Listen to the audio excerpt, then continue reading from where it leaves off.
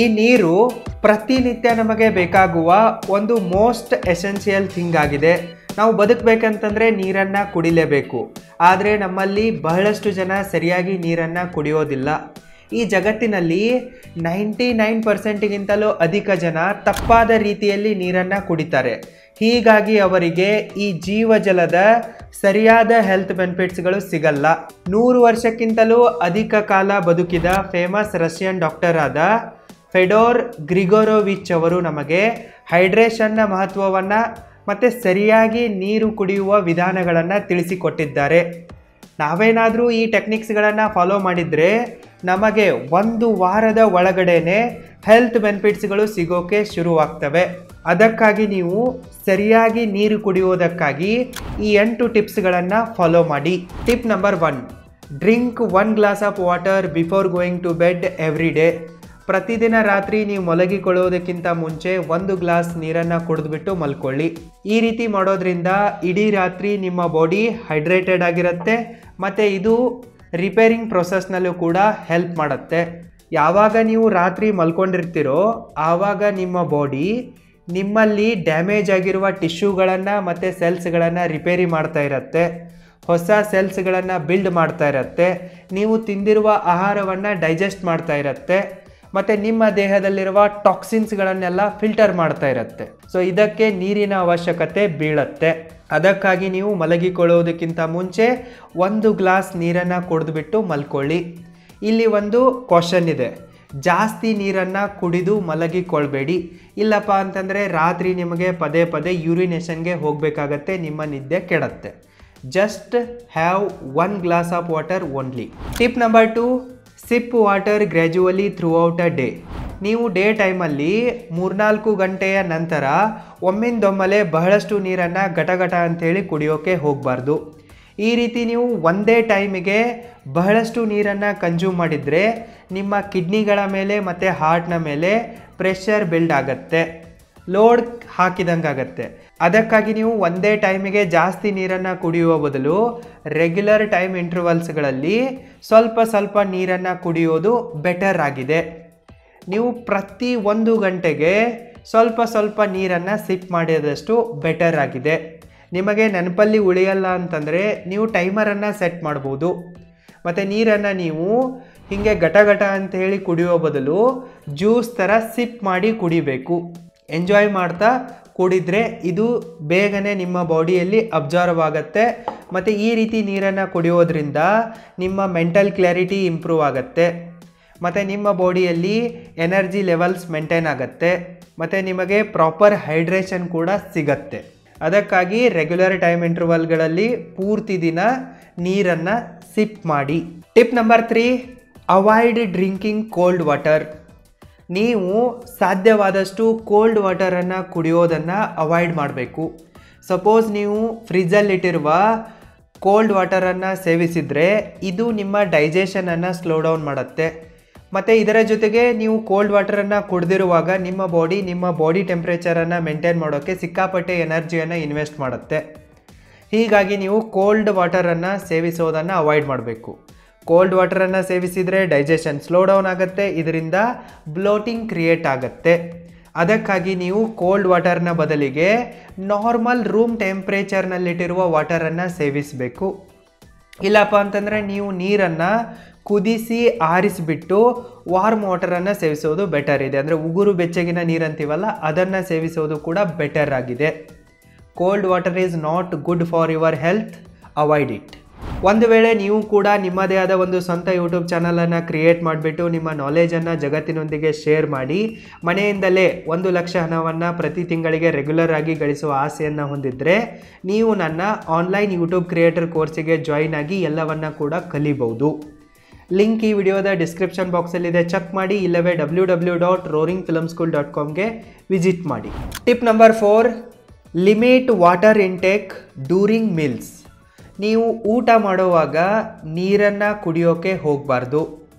Suppose ನೀವೇನಾದರೂ ಊಟ ಮಾಡುವಾಗ ಇಲ್ಲವೇ ಊಟಕ್ಕಿಂತಲೂ ಮುಂಚೆ ಇಲ್ಲವೇ ಊಟ ಆಗ್ತಾ ಇದ್ದಂತೆಯೇ ನೀರನ್ನು ಸೇವಿಸಿದರೆ ಇದು ನಿಮ್ಮ ಡೈಜೆಷನನ್ನು ಖರಾಬ್ ಮಾಡುತ್ತೆ. ನೀವೇನು ತಿಂದಿರ್ತೀರಲ್ಲ ಅದನ್ನು ನಿಮ್ಮ ಬಾಡಿಯಲ್ಲಿ ಡೈಜೆಸ್ಟ್ ಮಾಡಿಸ್ಬೇಕಂದ್ರೆ ಅಂದರೆ ಜೀರ್ಣ ಮಾಡಿಸ್ಬೇಕಂತಂದರೆ ಸ್ಟಮಕ್ಕಲ್ಲಿರುವ ಅಸಿಡ್ಗಳ ಅವಶ್ಯಕತೆ ತುಂಬಾ ಇದೆ. ಜಠರಾಗ್ನಿ ಅಂತೀವಲ್ಲ, ನಾವು ನೀರನ್ನು ಕುಡಿದ್ಬಿಟ್ರೆ ಜಠರಾಗ್ನಿ ಏನಾಗುತ್ತೆ, ಶಾಂತವಾಗಿಬಿಡತ್ತೆ. ಹೀಗಾಗಿ ನಾವು ತಿಂದಿರೋದು ಸರಿಯಾಗಿ ಜೀರ್ಣವಾಗಲ್ಲ. ಅಜೀರ್ಣತೆಯಿಂದ ನಿಮ್ಮ ವೇಟ್ ಗೇನ್ ಆಗ್ಬೋದು, ಕಬ್ಜದ ಸಮಸ್ಯೆ ಬರ್ಬೋದು, ಕಿರಿಕಿರಿ ಉಂಟಾಗತ್ತೆ. ಅದಕ್ಕಾಗಿ ನೀವು ಊಟ ಮಾಡುವಾಗಲೂ ಕೂಡ ನೀರನ್ನು ಸೇವಿಸಬಾರ್ದು, ಮತ್ತು ಊಟಕ್ಕಿಂತ ಮುಂಚೆ ಅರ್ಧ ಗಂಟೆ ನೀರನ್ನು ಸೇವಿಸಬಾರ್ದು, ಮತ್ತು ಊಟ ಆದ 1 ಗಂಟೆಯ ತನಕವೂ ಕೂಡ ನೀವು ನೀರನ್ನು ಸೇವಿಸಬಾರ್ದು. ಸಪೋಸ್ ನಿಮಗೆ ಊಟ ಮಾಡುವಾಗ ಖಾರ ಹತ್ತಿದ್ರೆ ಇಲ್ಲವೇ ಸ್ವಲ್ಪ ಬಾಯಾರಿಕೆ ಆದರೆ ನೀವು ಸ್ವಲ್ಪ ವಾಟರನ್ನು ಸಿಪ್ ಮಾಡಬೇಕು. ಅದನ್ನು ಬಿಟ್ಬಿಟ್ಟು ಫುಲ್ ಗ್ಲಾಸ್ ವಾಟರನ್ನು ಸೇವಿಸಬಾರ್ದು, ಇದು ಒಳ್ಳೆಯದಲ್ಲ. ಇಂಡೈಜೆಷನನ್ನು ಮತ್ತು ಬ್ಲೋಟಿಂಗನ್ನು ನೀವು ಅವಾಯ್ಡ್ ಮಾಡಬೇಕಪ್ಪ ಅಂತಂದರೆ ಊಟ ಮಾಡುವಾಗ ಅದಕ್ಕಿಂತಲೂ ಮುಂಚೆ ಮತ್ತು ಊಟ ಆಗ್ತಾ ಇದ್ದಂತೆ ನೀರನ್ನು ಕುಡಿಯುವ ತಪ್ಪನ್ನು ಮಾಡಬೇಡಿ. ಟಿಪ್ ನಂಬರ್ 5, drink water according to your body weight and environment. ನೀವು ನಿಮ್ಮ ಬಾಡಿ ವೇಟ್ಗೆ ತಕ್ಕಂತೆ ಮತ್ತು ಎನ್ವೈರ್ಮೆಂಟಿಗೆ ತಕ್ಕಂತೆ ಮತ್ತು ನಿಮ್ಮ ಫಿಸಿಕಲ್ ಆ್ಯಕ್ಟಿವಿಟಿಗೆ ತಕ್ಕಂತೆ ನೀರನ್ನು ಸೇವಿಸಬೇಕು. Your body wait multiplied by 30 to 40 ml, ಈ ರೇಷೋಗೆ ತಕ್ಕಂತೆ ನೀವು ನೀರನ್ನು ಸೇವಿಸಬೇಕು. ನಿಮ್ಮ ಬಾಡಿ ವೇಟ್ ಎಷ್ಟಿರುತ್ತೋ ಅದಕ್ಕೆ ನೀವು 30 ಇಲ್ಲವೇ 40ರಿಂದ ಮಲ್ಟಿಪ್ಲೈ ಮಾಡಬೇಕು. ಆನ್ಸರ್ ಎಷ್ಟು ಬರುತ್ತೋ ಅಷ್ಟು ನೀರನ್ನು ನೀವು ಪ್ರತಿನಿತ್ಯ ಕಡ್ಡಾಯವಾಗಿ ಸೇವಿಸಲೇಬೇಕು. ಉದಾಹರಣೆಗಾಗಿ ಹೇಳಬೇಕಪ್ಪ ಅಂತಂದರೆ ಸದ್ಯಕ್ಕೆ ನನ್ನ ಬಾಡಿ ವೇಟ್ ಎಷ್ಟಿದೆಯಪ್ಪ ಅಂತಂದರೆ 72 ಇದೆ. 72 ಮಲ್ಟಿಪ್ಲೈಡ್ ಬೈ 30 ಆನ್ಸರ್ ಎಷ್ಟಾಗುತ್ತೆ, 2.16 ಲೀಟರ್ ಆಗುತ್ತೆ. ಇಷ್ಟು ನೀರನ್ನು ನಾನು ಕುಡಿಲೇಬೇಕು. ಸಪೋಸ್ ನೀವೇನಾದರೂ ಹಾಟ್ ರೀಜನ್ಗಳಲ್ಲಿ ವಾಸ ಮಾಡ್ತಾ ಇದ್ದರೆ ಇಲ್ಲವೇ ನಿಮ್ಮ ಫಿಸಿಕಲ್ ಆ್ಯಕ್ಟಿವಿಟಿ ತುಂಬಾ ಜಾಸ್ತಿ ಇದೆಯಪ್ಪ ಅಂತಂದರೆ ನೀವು ನಿಮ್ಮ ಬಾಡಿ ವೇಟನ್ನು 40ರಿಂದ ಮಲ್ಟಿಪ್ಲೈ ಮಾಡಿ ಆನ್ಸರ್ ಎಷ್ಟು ಬರುತ್ತೋ ಅಷ್ಟು ನೀರನ್ನು ಕುಡೀರಿ.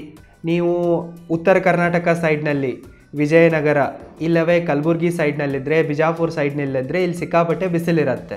ಸೊ ಈ ಟೈಮಲ್ಲಿ ನೀವೇನು ಮಾಡಬೇಕು, ಜಾಸ್ತಿ ನೀರನ್ನು ಕನ್ಸ್ಯೂಮ್ ಮಾಡಬೇಕಾಗತ್ತೆ. ಸಪೋಸ್ ನಾನೀಗ ಹಂಪಿಯಲ್ಲಿದ್ದೀನಿ ಅಂತ ಅಂದ್ಕೊಳ್ಳೋಣ, ಆವಾಗ ನಾನು ಎಷ್ಟು ನೀರು ಕುಡಿಬೇಕಪ್ಪ ಅಂತಂದರೆ 72 ಮಲ್ಟಿಪ್ಲೈಡ್ ಬೈ 40 ಎಷ್ಟಾಗತ್ತಪ್ಪ ಅಂತಂದರೆ 2.88 ಲೀಟರ್ ಆಗುತ್ತೆ. ಇಷ್ಟು ನೀರನ್ನು ನಾನಲ್ಲಿ ಕನ್ಸ್ಯೂಮ್ ಮಾಡಬೇಕು.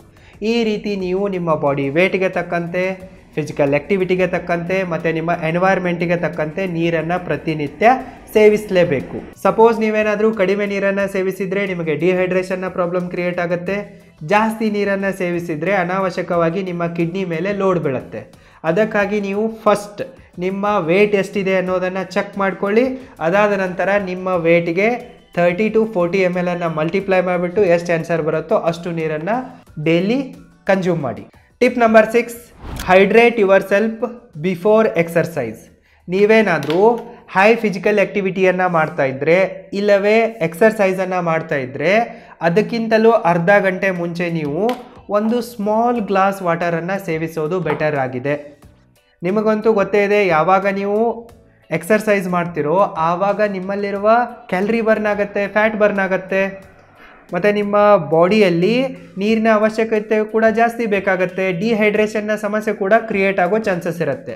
ಅದಕ್ಕಾಗಿ ನೀವು ಎಕ್ಸರ್ಸೈಸ್ ಮಾಡೋಕ್ಕಿಂತ 30 ನಿಮಿಷ ಮುಂಚೆ ಒಂದು ಸಣ್ಣ ಗ್ಲಾಸ್ ನೀರನ್ನು ಕುಡಿದ್ರಪ್ಪ ಅಂತಂದರೆ ನಿಮಗೆ ಡಿಹೈಡ್ರೇಷನ್ನ ಪ್ರಾಬ್ಲಮ್ ಕೂಡ ಕ್ರಿಯೇಟ್ ಆಗಲ್ಲ, ಮತ್ತು ನಿಮ್ಮ ಬಾಡಿಯಲ್ಲಿ ವಾಟರ್ ಲೆವೆಲ್ ಕೂಡ ಸರಿಯಾಗಿ ಬ್ಯಾಲೆನ್ಸ್ ಆಗುತ್ತೆ, ಎನರ್ಜಿ ಲೆವೆಲ್ ಕೂಡ ಸರಿಯಾಗಿ ಬ್ಯಾಲೆನ್ಸ್ ಆಗುತ್ತೆ, ಮತ್ತು ನಿಮ್ಮ ಮಸಲ್ಸ್ ಕೂಡ ಪ್ರಾಪರಾಗಿ ಫಂಕ್ಷನ್ ಮಾಡ್ತವೆ, ಫಟಿಗ್ ಕೂಡ ನಿಮಗಾಗಲ್ಲ. ಅದಕ್ಕಾಗಿ ನೀವು ಎಕ್ಸರ್ಸೈಸ್ ಮಾಡೋಕ್ಕಿಂತ ಮುಂಚೆ ನಿಮ್ಮನ್ನು ನೀವು ಹೈಡ್ರೇಟ್ ಮಾಡಿಕೊಳ್ಳಿ.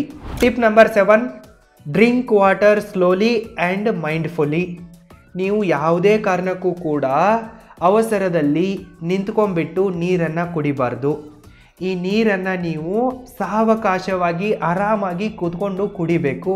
ಅವಸರದಲ್ಲಿ ನೀರನ್ನು ಕುಡಿಯೋದ್ರಿಂದ ನಿಮಗೇನೆ ತೊಂದರೆ ಆಗುತ್ತೆ.